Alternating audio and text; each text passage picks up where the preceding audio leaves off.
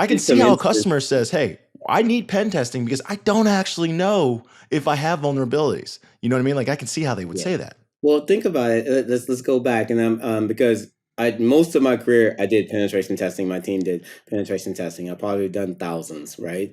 But let's go back. I love making this personal. And let's take it back to a house analogy. So let's say if we do today, we do a security assessment on your house. So we'll walk Yeah. around, check your doors and your windows, and then we give some recommendations where you can have better locks here, you can have better monitoring here, and give you detailed recommendations. And then we say, all right, Albert, tonight we're going to penetration test your house, meaning we're going to try to break in. Okay. Okay. And so, to make it up a scenario, I don't know, say one of your kids leaves one of their downstairs windows open. Okay. Okay. And then we get into your house, we penetrate your house.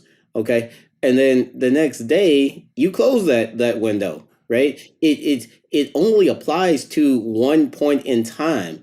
And your environment is going to change on a continuous basis. So That's if right. you actually want to do penetration testing, then why wouldn't you say, all right, I'm gonna automate my house. I'm gonna make sure my doors and windows are closed automatically whenever I leave, so I know that actually continuously happens, and then I will continually scan for risk with my house because it's a continually changing environment. And networks, especially today in cloud environments, are changing every single day. The Oh yeah. one-time penetration test is it's obsolete the next day. In a house environment or in a network environment, it's obsolete because everything's in motion.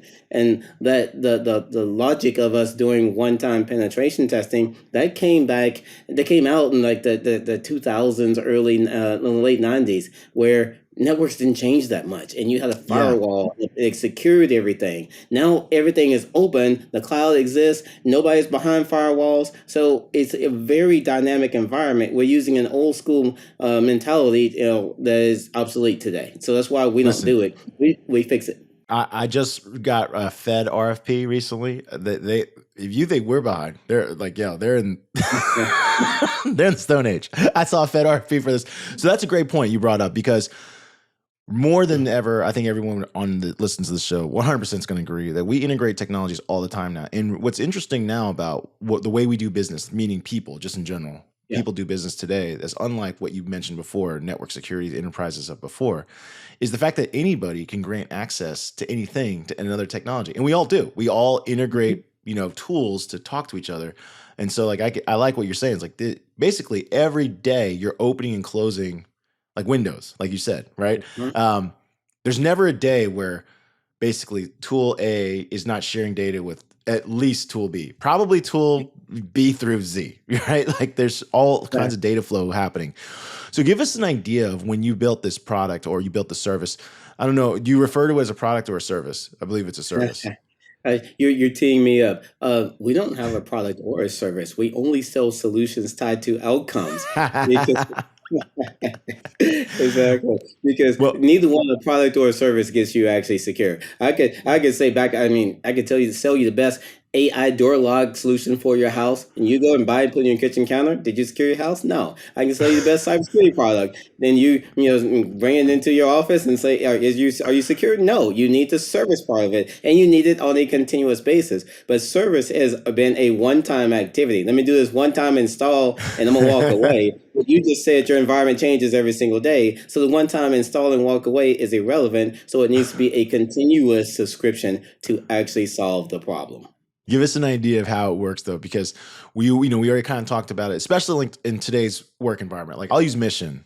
Hopefully no one hacks this, but we have nothing to hack anyways. But I'll use Mission. We're a hybrid company and we are a small business. So as with a lot of small businesses, and I'm sure you've already run into this, like we don't have standardized equipment. So everyone is using whatever router we use, right? Like all of our services are typically Yeah. cloud managed. We have multiple devices. We're a bring your own device company as well. So we don't have like Mhm. lockdown software on everybody. We kind of are a process oriented company where everyone's got, mandatory Mhm. 2FA to their cloud credentials and so on. But that's probably very similar to a lot of other SMBs. Give us an idea of how Mhm. Cylance, the solutions work. Like, because you're talking about Yes. different routers, different equipment, different networks, some cloud, some on-prem access, different user permissions based upon, like our user permissions are usually set at the service level. So we actually will set our permissions, like who gets ads access, who gets storage access, who gets recording access, right? So, but we typically set that all at the individual tools. We don't have like a central. We don't use SSO. Here's the thing. People like to think that their networks are very different, but they actually are quite similar. So now what you have to do is think of it in this new world. The what's going to be attacked is your endpoints, right? And because the firewall is dead, I did a great talk a few years ago called "The Firewall is Dead." So that's irrelevant because you guys leave your office and you go home, you go, coffee shops, everywhere you're connected, right? So the firewall you have there in the office is irrelevant for the most part.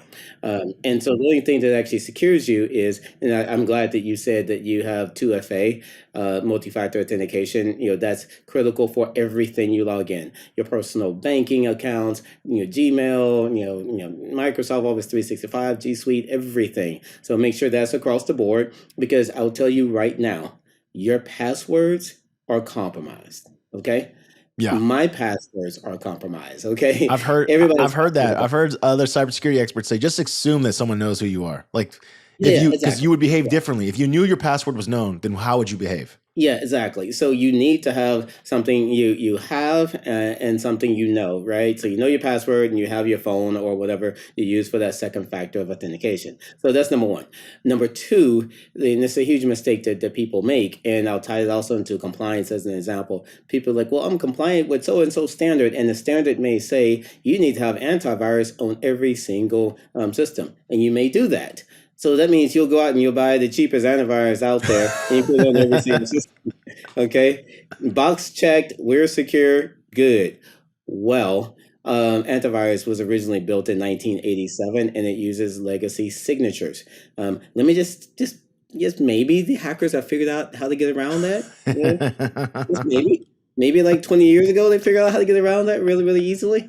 But there are next generation AV solutions that use artificial intelligence that have the ability to block the execution of malware and ransomware and whatever you may accidentally click on. Because let's just face it, phishing is gonna eventually work. So if you Mm, got 50 people and they all get a phishing email, you just need one to work. Okay. mm, You don't need all of them, right? And so then the malware is in your environment and you're done. So you have to actually block the execution of malware. Now let's rewind back to the beginning of the conversation where we talked about the managed detection and response.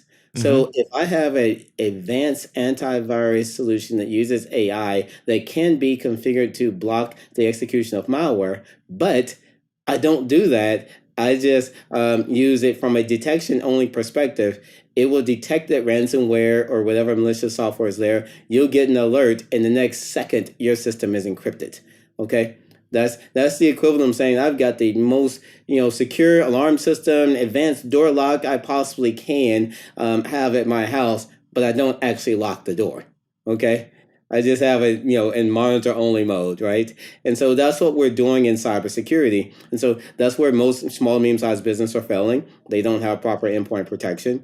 The other one is, I know that, this happens about at least once a month, but there was a Microsoft MSDT, vulnerability called Kalina. And any Microsoft system can be accessed, period.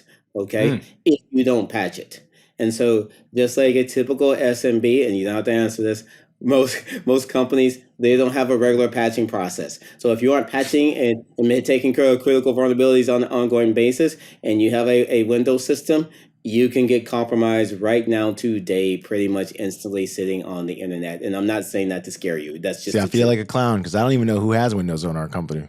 Yeah, exactly. Well, see, that's another point, right? And if you look at any cybersecurity best practice standard, the first thing is you can't secure what you don't know you have, right? So you need to know, have asset inventory, and there's some fantastic tools that are out there. We do that for our customers automatically. And then you need to know what's running on those systems. So if I know you're running, this application and it has a critical vulnerability on it, then I know we need to patch it. So we solve all of that in an automated fashion because what I just told you is not complicated. It's fairly easy to automate with the right people, process, and technology. So what about companies that are use bring your own device? Because bring your own device is becoming more prevalent, especially in startups, right? Like when Yeah. let's say sub $5 million in revenue, bring your own device is actually quite prevalent. As far as I know, right? I'm sure there's companies that don't, because who wants who wants to incur that capex to ensure standardized equipment for everybody? I've seen multiple SMBs. That's how they run it, right? And so Yeah. your point, like you can't secure what you don't know you have. Well, a BYOD company has no idea what people have. Exactly. So that becomes a business risk, decision, right? Because if I'm running a business, which I am here, and I decide that I don't care what your device is, and you can bring whatever into the organization, I'm exposing our business to risk. Two ways you can do it: either obviously you buy devices for everybody, or you simply say, okay, keep your own device, but we have to secure your own that device. And so Mhm. that's something you can build into the employment contract or whatever, and say, hey, and that person should welcome it, because how many people do we all know that have been personally hacked? Okay, they should welcome it because it will help them. Hey, thanks for watching. This segment is brought to us by Salesforce Platform. Visit salesforce.com/newsletter to discover timely insights and useful tips tailored to your role. Subscribe to this channel and get more great IT and tech interviews with top industry leaders.